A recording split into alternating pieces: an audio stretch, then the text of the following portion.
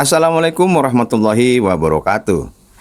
Sampurasun. Beberapa waktu lalu viral di media sosial tentang kegiatan job fair di wilayah Kabupaten Bekasi, tepatnya di pelataran Universitas Presiden Jababeka Cikarang. Acara yang diselenggarakan pada tanggal 27 Mei 2025 itu menarik perhatian para pencari kerja sebanyak 25.000 orang. Padahal lowongan yang disediakan hanya sekitar 2.000-an saja. Lalu kenapa sih fenomena ini bisa terjadi?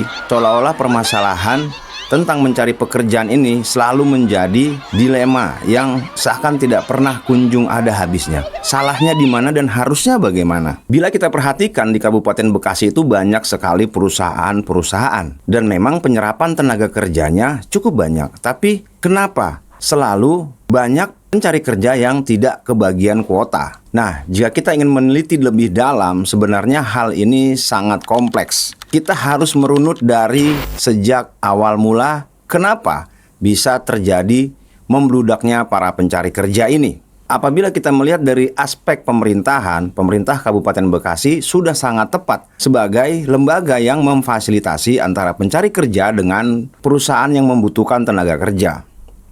Jika kita lihat dari sisi perusahaan juga sudah tepat karena mereka mencari pekerja itu mencari karyawan dengan cara membuka lowongan pekerjaan. Lalu jika kita lihat dari sisi para pencari kerja juga tidak ada salahnya karena mereka yang menganggur ini dan rata-rata masih fresh graduate yang baru tamat atau menyelesaikan pendidikannya, itu mereka beramai-ramai mencari pekerjaan dan itu adalah hal yang sangat-sangat wajar. Lalu di mana letak kesalahannya? Nah, dari 3 sudut pandang ini maka kita bisa melihat bahwasannya kuota yang penuh ini karena banyaknya pencari kerja yang menuju kepada satu titik saja. Mereka yang mencari kerja ini rata-rata berharap untuk bisa bekerja di sana, padahal tanpa mereka sadari mereka bersaing dengan ribuan bahkan puluhan ribu orang yang sedang memiliki tujuan yang sama, yakni mendapatkan pekerjaan. Analogi dasarnya seperti ini, kita bisa membayangkan jika ada satu jalan yang dipenuhi oleh orang yang memiliki tujuan yang sama. Sementara untuk mencapai tujuan di tempat itu tidak harus melalui jalan itu. Nah, kita bayangkan ada 1, 2, 3, bahkan 10 jalan yang bisa kita tempuh untuk menuju ke sebuah tempat. Katakanlah tempat itu adalah, ya namanya kita bekerja, tujuan kita adalah untuk mendapatkan penghasilan. Berarti kita ingin mendapatkan penghasilan dengan cara kita bekerja. Nah, padahal ada beberapa jalan lain yang sepertinya ini sangat lengang gitu. Banyak orang tidak tertarik untuk melewati jalan itu karena kan tujuannya sama gitu ya, untuk mendapatkan pekerjaan. Untuk mendapatkan penghasilan. Nah, salah satu cara yang ditempuh adalah dengan cara bekerja. Tapi harus diingat bahwasanya masih ada 9 jalan lain yang bisa ditempuh untuk mendapatkan penghasilan. Lalu, kenapa jalan ini cenderung kosong? Kenapa rata-rata orang hanya berpikir bekerja untuk mendapatkan penghasilan? Dari kejadian ini kita bisa menilai ada beberapa faktor yang menyebabkan hal ini terjadi. Pertama, faktor turun-temurun atau faktor yang cenderung diturunkan. Jadi mungkin ada sebuah dinamika di masyarakat yang berkembang ketika seseorang itu secara status sosial dia akan mendapatkan predikat yang baik, yang bagus manakala dia bekerja. Nah, ketika dia harus absen tiap pagi, kemudian dia bekerja, kemudian dia sorenya pulang, dia mendapatkan gaji yang tetap, itu secara sosial akan menaikkan status mereka di masyarakat. Hal ini sangat berkembang masif sehingga menutupi celah-celah atau jalan lain bagaimana cara mendapatkan penghasilan tanpa harus bekerja. Hasilnya, rata-rata orang yang tamat sekolah itu didoktrin atau diarahkan untuk mendapatkan pekerjaan. Apakah cara ini salah? Tentu saja tidak. Akan tetapi sepertinya kita lupa apabila kita sudah menuju satu titik, ya seperti gini ya, contoh kita mau ke puncak. Jalan mau ke puncak itu sebenarnya jalannya banyak. Enggak hanya melalui jalur Ciawi gitu ya, ataupun Cipanas. Nah, kalau kita mau ke puncak, itu banyak jalan. Contoh Puncak 2. Puncak 2 kalau kita lewat Jonggol, Sukamakmur, kita bisa langsung keluar ke jalan raya Cianjur, Cipanas. Nah, lebih dekat dan tidak ada atau bahkan jarang sekali orang yang melewati jalan itu. Tapi kenapa orang malah jarang lewat jalan itu padahal jauh lebih dekat? Satu faktornya yakni jalannya terlalu curam dan terjal. Akhirnya orang memilih jalan yang lebih landai, walaupun macet-macetan, walaupun lebih jauh, tapi itu akan tetap ditempuh. Nah, inilah fenomena yang sering terjadi di masyarakat kita. Rata-rata orang di kita itu sangat jarang sekali mau mengambil resiko. Padahal secara tujuan, secara jalur itu lebih cepat gitu. Nah, ketika kita menghadapi jalur yang agak terjal sedikit aja, udah mendingan jalur biasa, udah mending lewat jalan yang biasa aja walaupun macet-macetan. Nah, ini sebenarnya lucu gitu, dan ini seperti sudah membudaya di masyarakat kita bahwasannya ada semacam pola pikir yang sudah tertanam di alam bawah sadar. Nah, di sini saya mencoba untuk membuka pikiran kita agar tidak selalu mainstream, tidak selalu berpatok atau berfokus pada satu jalan saja. Itu baru satu jalan yang kita ulas. Dan saya pribadi, kalau mau ke daerah puncak, saya lebih memilih lewat jalur itu. Ya memang jalurnya lebih terjal, saya akui, akan tetapi jauh lebih cepat. Resiko yang saya dapatkan dengan tujuan yang akan saya temukan dengan melalui jalur itu justru menurut saya sih menjadi semacam tantangan. Nah, inilah yang banyak menghinggapi pola pikir dari masyarakat kita. Artinya apa? Masyarakat kita rata-rata cenderung tidak mau mengambil resiko terlalu dalam. Karena kita sama-sama tahu jika seseorang itu bekerja, dia sudah tidak memiliki beban. Hanya beban pekerjaan saja. Salah satu contoh ya, mohon maaf sebelumnya, di sini saya tidak mendiskreditkan status seseorang apakah karyawan atau pekerja atau bukan. Kita membahas di sini dari sisi sudut pandang pola pikir, agar kita tidak lagi mengalami kedepannya gitu ya. Kedepannya kita tidak mengalami hal yang seperti kemarin terjadi di Kabupaten Bekasi. Jadi rata-rata orang yang bekerja itu ya biasanya sudah diatur atau dikelola atau di-manage. Satu, jam kerjanya. Kemudian alur kerjanya. Dan yang ketiga adalah penghasilannya berapa. Ini kan sebenarnya sudah terpatok. Ya contoh, kalau kita adalah karyawan produksi, maka kita harus masuk bekerja di antara jam 7 atau jam 8 atau bahkan jam 6. Nah, kita selama bekerja, kita hanya alur kerja itu hanya satu titik. Misalnya, kalau saya bekerja di perusahaan yang berhubungan dengan otomotif, misalnya saya di bagian pemasangan baut, maka dari jam 7 pagi sampai dengan saya nanti pulang jam 4 sore atau jam 5 atau jam 3, kerjaan saya hanya masang baut terus. Terus saja terus, ya kan? Nah, ini terjadi 1 hari, 2 hari, 1 minggu, 2 minggu, 1 bulan, 2 bulan, bahkan bertahun-tahun, bahkan berpuluh-puluh tahun. Bayangkan apa yang terjadi. Maka kita akan masuk ke dalam sebuah zona yang disebut dengan zona nyaman. Apa sih zona nyaman ini? Zona nyaman ini kita sudah terlatih untuk terus melakukan hal seperti itu dengan dunia kerja kita yang seperti itu, ya kan? Nah, ketika kita pensiun atau mungkin di PHK atau mungkin bahkan perusahaannya kolaps, kita keluar dari zona itu, kita akan merasa kebingungan. Ini fakta. Akan tetapi di antara orang-orang kita kebanyakan itu tidak memikirkan sampai ke sana. Rata-rata mereka cenderung ya udahlah daripada nggak kerja. Jadi tingkatan untuk perbandingannya selalu yang paling bawah, bukan ke paling atas atau bukan nanti ke depannya bagaimana. Nah, selalu berpikiran yang penting bisa bertahan untuk saat ini, yang penting bisa mendapatkan gaji, gitu kan. Nah, padahal sudah tahu gajinya itu sudah terbatas. Contoh, misalnya bekerja di sebuah perusahaan gajinya 10 juta setiap bulan, maka gajinya akan tetap seperti itu. Kalaupun ketika ada kenaikan UMR hanya berapa persen. Kalaupun misalnya harus lembur kerjanya, ya itu ada kenaikan mungkin berapa persen. Dan ingat, ketika kita lembur, tenaga kita juga diperas. Dan satu yang paling penting yang kadang-kadang ini tidak dipikirkan oleh masyarakat kita adalah waktu. Ketika kita bekerja ke dalam sebuah perusahaan ataupun instansi, maka selain tenaga kita, pikiran kita, kita juga harus mengorbankan yang namanya waktu. Dan ini menjadi sebuah siklus. Ketika seseorang bekerja dari hari Senin sampai dengan Jumat, dia akan bekerja seperti yang saya ceritakan tadi ya, masang baut selama 1 minggu. Pulang bekerja, dia akan kecapean, dia akan lebih memilih istirahat, memilih tidur. Nah, bangun-bangun esokan harinya dia harus melakukan aktivitas yang sama. Ketika di hari Sabtu dan hari Minggu mereka libur, mereka lebih memilih untuk jalan-jalan, menghabiskan uang yang tadi diterima dari perusahaan. Ini adalah sebuah siklus. Nah, siklus ini akan berlanjut selama bertahun-tahun. Yang terjadi adalah ada semacam pengkerdilan pola pikir dan inisiatif. Ini fakta. Jadi ada beberapa teman saya atau kawan saya itu yang mereka itu bekerja gitu ya, bekerja mulai dari usia 20 tahun sampai dengan usia 40 tahun. 20 tahun mereka mengabdi kepada perusahaan. Lalu yang terjadi adalah ketika dia pensiun gitu ya, keluar dari perusahaan dan mendapatkan pesangon gitu, kurang lebih sekitar 300 juta. Uang itu habis hanya dalam waktu tidak begitu lama. Hanya dalam waktu tempo setahun uang itu habis. Karena apa? Nilai produktivitas pada dirinya itu sudah tidak ada. Nah, ketika diberikan uang, mereka masih terjebak di dalam sebuah lingkup siklus yang tadi saya sebutkan. Jadi karena sudah terbiasa setiap akhir bulan menerima transferan, menerima gaji, kemudian setiap pagi memang harus berangkat, kemudian absen, kemudian melakukan kegiatan pekerjaan. Nah, ketika keluar dari siklus itu, mereka mengalami kebingungan.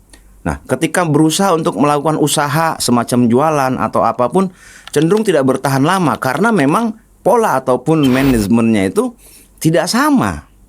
Nah, ini adalah sebuah polemik yang memang harus kita hadapi dan sebuah fakta dan kenyataan yang memang harus kita terima.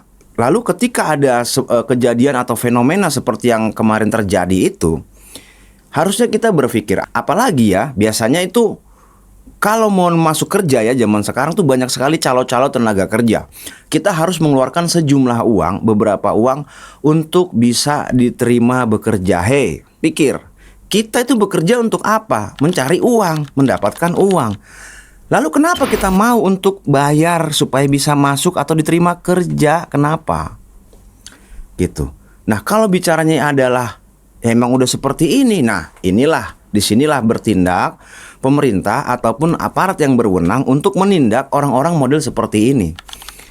Secara mendasar kita bekerja itu untuk mendapatkan uang. Untuk tujuan kita bekerja untuk menghasilkan ya, mendapatkan penghasilan. Lalu logikanya kemana kalau kita mau bekerja tapi kita harus bayar? Kita ini mau cari uang kok malah ngeluarin uang. Udah gitu kita bekerja cuman dikontrak 3 bulan, 6 bulan, 9 bulan, setahun paling lama. Apa-apaan gitu. Nah, dengan konsep seperti ini aja orang tuh masih berbondong-bondong. Coba pola pikirnya dirubah. Mau terima atau tidak, suka atau tidak, inilah fakta yang terjadi. Kita masih ada 9 jalan lain yang bisa kita tempuh. Ketika kita berbicara masalah seperti ini, tentu saja ini sebuah problem. Maka kita butuh yang namanya solving ataupun solusi. Saya memiliki 2 mappingan untuk mendapatkan penghasilan. Setidaknya ada 2 yang ini yang saya yakini sampai sekarang, yaitu 2O atau O2.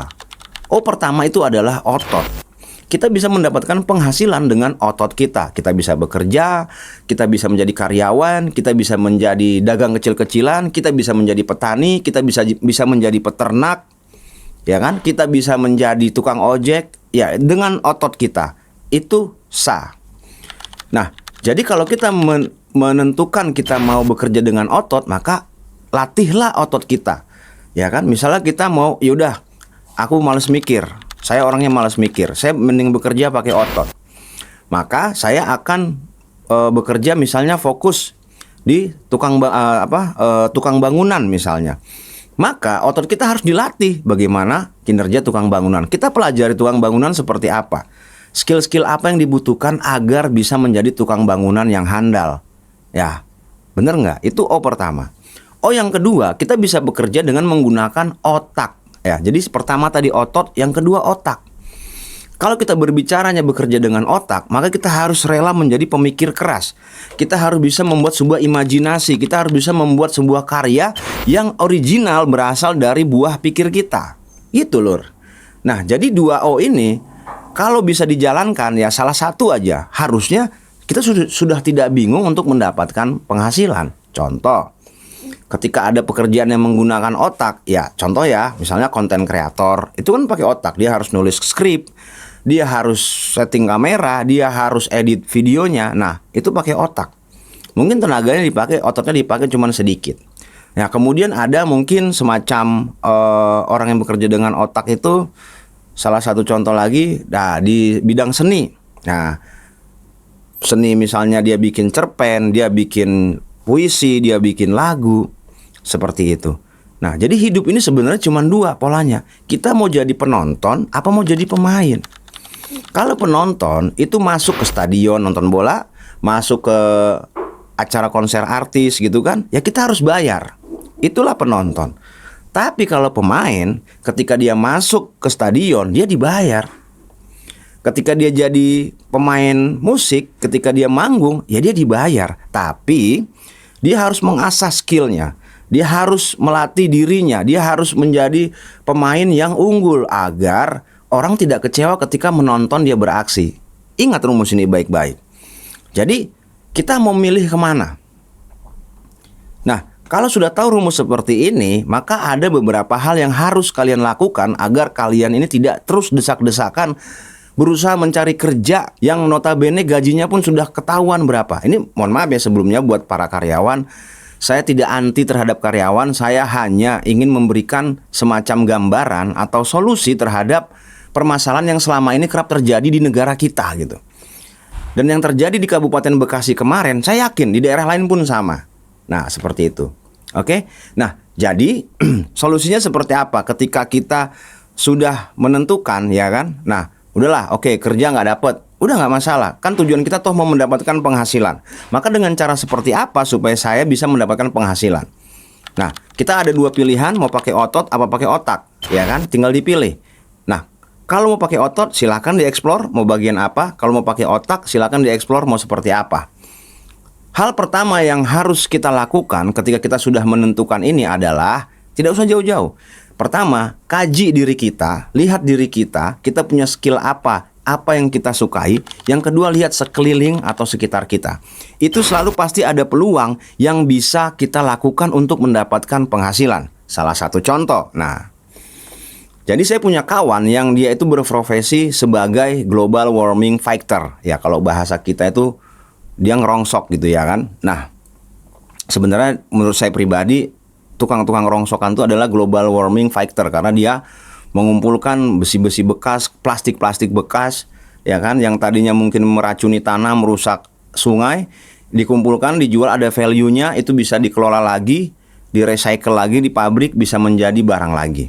Nah, jadi saya menyebutnya global warming fighter. Dia ini selama ini mainnya sistem tradisional. Jadi misalnya dia dapat borongan nih, ya kan, CPU gitu kan, berapa karung, berapa ton, berapa kintal, berikut ada memori, ada pokoknya pecahan-pecahan dari CPU aja. Ya, di dalam itu ada prosesor, ada motherboard, ada hard disk, gitu kan. Nah, kemudian pernah dapat limbah dari otomotif, itu kayak semacam barang-barang bekas gitu ya, yang seperti lampu rem, mikanya, kemudian bodi motor gitu kan, handle, hand grip, pelek gitu, yang sudah memang sebenarnya masih layak pakai tapi sudah tidak bisa dikategorikan sebagai barang yang istilahnya layak pakai lah gitu.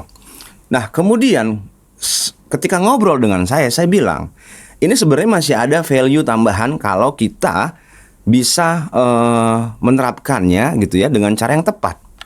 Karena apa? Sekarang kan sudah zamannya modern ya. Kita banyak menemukan marketplace yang bisa menjual produk. Kita jangan berpikir, ini mah cuman sampah, ini mah cuman limbah. Iya, di tempat Anda itu limbah, di tempat Anda itu sampah. Tapi ingat, dunia ini luas, Indonesia ini juga luas. Ketika kita berpikir bahwasanya ini tempat kita adalah sampah, bisa jadi ini dibutuhkan oleh orang-orang di luar sana. Ya, nah bisa jadi misalnya gini, RAM ini ternyata masih bisa, ya kan, atau hard disk. Nah, di tempat kita tadinya dia nggak tahu kalau itu bisa dijual gitu, ada value-nya. Akhirnya ditimbang aja, kan nilai ditimbang itu paling juga sekilo 5.000, 6.000, ya kan? Itu kalau 1 kilo, ya hard disk itu kan beratnya cuma berapa sih, gitu kan? Katakanlah jadi uang tuh 2.000 perak doang. Lalu saya bilang, coba diposting, kita coba dulu. Kalau masih nyala, coba diposting melalui marketplace. Ya ada Tokopedia, ada Shopee, macam-macam gitu kan. Dan ketika dicoba, itu ternyata benar saja. Nggak butuh waktu lama, cuman 1 hari 2 hari, hal itu, barang itu langsung ada yang beli. Gitu dari, ya macam-macam daerahnya. Nah, Akhirnya dijual berapa? Itu satu barang cuman dijual 50.000 sampai 100.000. Bayangkan, peningkatan value yang tadinya cuman 2.000 itu bisa menjadi 50.000. Nah, ini kan sebuah kreativitas ya. Kalau kita bicaranya adalah dengan cara tradisional yang tadi, ya udah itu cuman memang jadi uang tapi value-nya sedikit. Nah, inilah yang perlu kita tingkatkan. Bagaimana caranya kita meningkatkan mindset ya kan, branding diri kita ini untuk mendapatkan yang tadinya itu barang itu kecil, barang itu nilainya sedikit, value-nya cuman sedikit, ini bisa jadi tinggi. Itulah PR kita. Jadi tidak mesti harus kita itu bekerja pada sebuah institusi atau sebuah perusahaan, tidak. Nah, mohon maaf sebelumnya di sini sekali lagi. Jadi ini adalah sudut pandang kita terhadap permasalahan yang sering kali terjadi. Dan kita bisa bayangkan, setiap tahun selalu banyak anak sekolah fresh graduate yang menyelesaikan pendidikannya. Ada puluhan ribu, ada ratusan ribu kalau di seluruh Indonesia mungkin. Sementara perusahaan yang menerima lowongan pekerjaan itu segitu-segitu aja. Kalaupun bertumbuh atau bertambah, itu paling berapa persen? Gitu loh. Jadi logikanya itu kita jangan terpatok hanya untuk bekerja saja. Makanya tidak heran ketika terjadi penumpukan para pencari kerja setiap ada dibukanya job fair. Gitu. Bener nggak Pak? Nah, jadi kan logikanya gini Pak, perusahaan ini kan tetap segitu-segitu aja. Gitu loh. Kalaupun bertambah mungkin di tahun depan itu nambah 1 perusahaan atau 2 perusahaan, atau nambah lowongan pekerja, misalnya nambah berapa persen. Mungkin ada divisi baru atau buka line baru gitu ya di perusahaan yang sama. Tapi itu tidak sesignifikan sumber daya manusia yang menyelesaikan pendidikan yang mereka tuh harus mendapatkan penghasilan. Nah, kebayang udah ya. Jadi yang gelombang yang selesai sekolah misalnya ada 100.000, tapi perusahaan yang membutuhkan tenaga kerja itu hanya misalnya 20.000, maka yang 80.000 ini kemana larinya? Gitu. Jadi saya mengingatkan bahwasanya salah satu jalan untuk mendapatkan penghasilan adalah dengan bekerja. Salah satu jalan. Nah, jadi kepada adik-adikku semua yang sedang mencari kerja, kalian wajib nonton video ini ya, supaya kalian ada pencerahan. Nah, jadi yang mendapatkan uang itu kan bukan karena kita salah satunya karena kita bekerja ya dengan tenaga kita. Nah, gali dirimu, ya kan, betul-betul. Jadi tadi yang saya bilang, lihat diri kita, kaji diri kita ini punya skill apa. Pasti, karena gini, pada dasarnya manusia itu diciptakan Allah tuh memiliki kelebihan dan kekurangan. Nah, lihat dirimu, pasti dirimu ada kelebihannya, pasti ada, saya yakin gitu loh. Nah, gali dirimu, kelebihanmu di mana, itu satu. Kemudian lihat sekelilingmu. Sekelilingmu itu berarti ya rumahmu, ya kan, sekitar rumahmu, di lingkungan tempat kamu tinggal. Itu pasti ada peluang yang bisa menjadi sumber penghasilan. Gitu loh. Nah, jadi tetap semangat, jangan drop gitu ya. Karena di Indonesia ini apapun itu bisa tumbuh dari sisi tanahnya, ya kan? Kemudian dari sisi airnya juga kita masih bersih, bisa kita kelola untuk peternakan, perikanan, gitu kan. Nah, dari udaranya pun masih ya bisa kita sebutkan udara yang masih sehat. Jadi dari 3 unsur ini pun kalian harus bisa mengembangkan. Nah, inilah disebut dengan imajinasi. Kalian maunya kemana? Gitu, contoh. Ini contoh kecil aja, gitu kan. Misalnya kamu hobinya menanam, gitu ya. Hobinya menanam, tapi di lingkunganmu kamu tinggal di perumahan, gitu. Nah, di perumahanmu itu, ya kan, nggak ada space ataupun tempat untuk menanam. Sementara kamu sendiri atau keluargamu nggak memiliki tanah untuk bercocok tanam. Nah, lalu caranya gimana Pak supaya saya bisa mengeksplor diri saya? Karena gini kan, yaudah aku nggak kerja, tapi aku sekarang harga singkong itu sekilo 5.000 loh. Singkong itu tanahnya cuman dipacul dikit aja, tancepin, dia tumbuh nggak perlu pupuk, cuman perlu disiram pas awal-awal aja. Ketika dia tumbuh tunas sudah biarin. Nanti dia akan tumbuh dengan sendirinya. Ketika sudah 3 bulan 4 bulan tuh bisa dipanen. Dan harganya itu ya kan 1 kilonya 5.000. Oke, berarti kamu pengen meriset nanam singkong. Permasalahannya adalah tanahnya di mana? Nah, kan gitu. Jadi kita menganalisa sesuatu itu harus berdasarkan minat kita, bakat kita dulu gitu loh. Nah, jadi misalnya kita minatnya tadi ya, seperti contoh yang saya bilang, minatnya di nanam, ya kan? Kita tentukan poinnya, menanam apa ya? Yang gampang dulu, yang modalnya sedikit, oke singkong. Muncul masalah, lahannya nggak ada, Pak. Gitu kan? Nah, disinilah dibutuhkan inisiatif. Ya, coba cari di sekelilingmu model tanah-tanah yang dia nganggur, gitu. Tanah tidur, lahan tidur. Biasanya kalau di perumahan itu dia ada tanah garapan. Nah, atau dia biasanya di perumahan itu dia bikin semacam danau gitu ya. Nah, danau itu pinggirnya itu biasanya kosong. Kamu cari tahu siapa pengelola tanah di situ, pasti ada. Gitu. Nah, jadi atau pakai lahan yang dia itu tanah punya perumahan developer, tapi dia masih belum digunakan. Nah, kamu temuin developernya, kamu ngomong, "Pak, saya mau gunakan tanah ini, konsepnya bagaimana? Saya mau nanam singkong doang, Pak. Boleh nggak, Pak?" Gitu. Pasti dikasih. Karena pemanfaatan tanah itu, ya kan, itu memang dianjurkan daripada tanah dibiarkan nanti tumbuh ilalang, banyak binatang seperti ular, seperti yang lain-lain gitu loh. Jadi ketika kita mau memberesin itu, kita tanam, kita kan otomatis kita koret dulu, ya kan, kita bersihin dulu rumputnya seperti itu. Nah, itu salah satu contoh. Terus misalnya kalian tinggal di perkotaan, ya kota besar gitu kan. Nah, misalnya kayak di Bekasi ya, Kabupaten Bekasi, di situ banyak perusahaan. Nah, kemudian biasanya banyak perumahan, ada juga kampung beberapa. Nah, hobi kamu di mana gitu. Nah, misalnya hobi kamu itu di bagian fotografi, ya kan? Nah, fotografi. Terus kemudian, wah, Pak, kalau di bagian fotografi saya butuh kamera, Pak. Ya. Nah, sekarang pertanyaan saya begini. Nah, ini yang sering terjadi. Kadang-kadang orang kita selalu mentok dengan sebuah situasi di mana sebenarnya itu ada solusinya, tapi dia malah, udahlah, gitu. Ya, salah satu contohnya itu, saya butuh kamera. Kalau memang kamu membutuhkan alat, usahakan alat itu kamu miliki, ya kan? Bisa kamu pinjam, bisa kamu nabung sedikit-sedikit dari uang saku yang diberikan oleh orang tuamu. Kemudian kamu tabungkan, ya kan? Nanti setelah memenuhi untuk bisa dibelikan alat yang kamu butuhkan, ya kamu belikan. Nah, itu contoh kedua. Jadi misalnya kayak saya sebutkan tadi, kita bisa menjual foto di Shutterstock. Bisa. Wah, nggak tahu caranya, Pak. Lihat di YouTube, banyak tutorialnya. Jadi HP itu digunakan untuk hal-hal yang produktif gitu loh. Ya, jangan cuman kita itu buat main game, buat nonton apa gitu ya, nggak penting. Nah, di YouTube itu banyak sekali tutorial gitu tentang bagaimana cara menjual foto di Shutterstock, bagaimana menjadi konten kreator, kita memproduksi video, bagaimana kita istilahnya sampai mancing aja nih ya. Orang mancing itu zaman dulu mungkin dibilangnya gitu kan.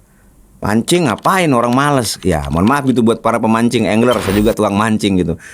Maksudnya orang-orang menganggapnya seperti itu. Tapi untuk zaman sekarang, seorang pemancing plus menjadi konten kreator, menjadi YouTuber, itu nggak bisa disepelein, Pak, penghasilannya. Ya kan? Nah, jadi bayangkan gitu, kalau kita misalnya kan aku mah hobi mancing misalnya. Ya udah beli jorannya, beli reelnya. Gitu kan. Jangan malas gitu, jangan terus menyerah. Ya udah usahain. Terus beli tripodnya, bagaimana pelajari cara ngedit video, bagaimana cara supaya orang tuh tertarik dengan konten kita dengan membuat konten mancing. Riset. Nah, inilah kadang-kadang kelemahan di masyarakat kita, Pak. Rata-rata kebanyakan untuk meriset sesuatu, riset itu maksudnya meneliti, mencari tahu, ya kan, untuk dilakukan itu pada malas gitu. Nah, pada males, senangnya itu cuma menghabiskan waktu, nongkrong, duduk di mana-mana, waktu berjalan terus. Ingat, masa produktif kita itu cuma di usia 20-30 tahun. Disitulah sangat padat jadwal kita untuk melatih diri kita menjadi orang, supaya kita bisa di usia 40 itu bisa menjadi seseorang yang ya kalau nggak disebut sukses juga setidaknya kita udah nggak ripuh lah, udah nggak bingung dengan masalah kebutuhan. Begitu, Pak. Nah, jadi dari yang saya ceritakan ini seharusnya udah mulai kegambar lah ya. Berarti ya udah, kalau memang aku nggak harus bekerja, ya kan, bukan nggak bekerja, maksudnya aku kerja tapi nggak juga diterima, atau karena memang ya seperti yang saya sebutkan tadi, antara lowongan dengan yang melamar itu jomplangnya jauh sekali, ya udah cari jalan yang lain. Gitu. Biarkan kawan-kawanmu yang bekerja, kamu milih mau menjadi apa gitu, mau menjadi apa. Nah, itu tadi hanya beberapa poin yang kita sebutkan. Belum lagi kalau misalnya aku mau jualan aja, aku punya hobi jualan, tapi aku nggak punya modal, Pak. Nah, ini kan bisa jadi afiliator. Afiliator sekarang banyak. Kamu nggak mesti punya modal, kamu nggak mesti punya barang. Nah, cuman rata-rata yang saya perhatikan adalah kendalanya untuk melakukannya itu kayak orang nggak tahu ya, entah gengsi, entah merasa malu, entah merasa ya nggak tahu juga lah. Nah, cuman yang pasti ketika ada peluang sebenarnya, ada kesempatan, tapi selalu menginginkan pekerjaan yang seperti kawan-kawannya. Jadi kayak semacam FOMO aja gitu. Jadi seperti yang sudah saya jelaskan, ya tolong dipahami dan dimengerti bahwasannya untuk mendapatkan penghasilan itu tidak melulu harus bekerja. Ya kan? Ya buat adik-adikku, anak-anakku semua yang masih mencari kerja, kalian semangat. Selagi kalian ingin bekerja, silahkan gitu kan. Cuman pesan saya, jangan terbuai 100% dengan dunia kerja. Karena dunia kerja itu, mungkin kalian gini loh, kalian pengen banget gitu kerja. Tapi pas kalian udah masuk, kalian tuh kayak, kok gini sih? Kok rasanya kayak gini sih? Nah itu, karena saya juga pernah ngalamin gitu. Kayaknya enak banget gitu ngeliat teman kita dia bekerja. Ya kan tiap bulan dapat gajinya seanu. Nah, ketika kita masuk ke situ, gitu loh, beban karena perusahaan itu pasti juga dia ngambil keuntungan, entah itu dari diri kalian ya, baik itu tenaga kalian, otak kalian, dan waktu kalian itu yang paling berharga. Karena tenaga kalau capek, kita bikin tidur, pulihlah tenaga kita. Pikiran kita capek, kita bawa healing, ya kan? Tenanglah pikiran kita. Tapi kalau waktu itu nggak ada istilah bisa diputar balik, Pak. Jadi pesan saya, mumpung masih muda, mumpung masih fresh, coba pertimbangkan lagi cara-cara lain untuk mendapatkan uang dengan cara yang halal. Banyak tutorialnya. Jadi sebagai generasi muda, kalian harus tetap semangat, harus bisa menganalisa diri kalian siapa, dan kalian bisanya seperti apa, dan maunya melangkahnya kemana. Kalian lihat lingkungan kalian, pasti selalu ada peluang. Itu aja pesan saya.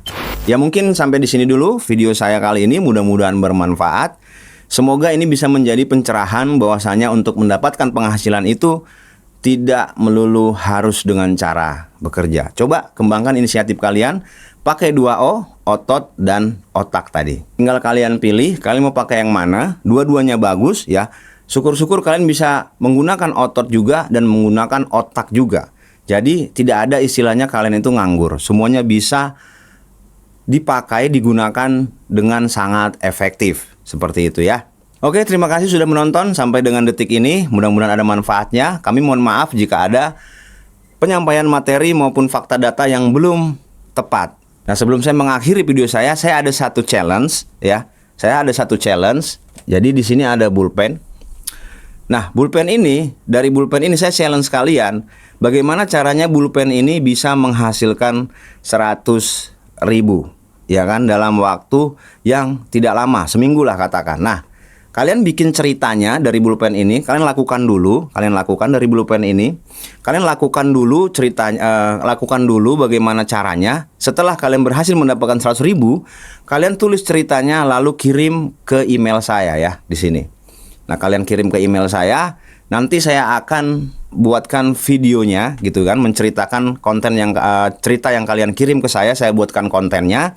Nanti ketika cerita kalian itu yang saya kontenkan itu menghasilkan AdSense-nya nanti saya kasih ke yang pengirim yang saya pilih. Oke? Nih ya, yang tertarik silakan kirim cerita kalian. Mungkin kan ada pengalaman dulu pernah ya dari pulpen ini, bagaimana cara mendapatkan 100.000 dalam waktu cepat 1 minggu doang. Atau yang belum pernah, silahkan di challenge diri kalian. Oke? Mungkin gitu dulu dari saya. Terima kasih sudah menonton. Assalamualaikum warahmatullahi wabarakatuh. Hatur nuhun.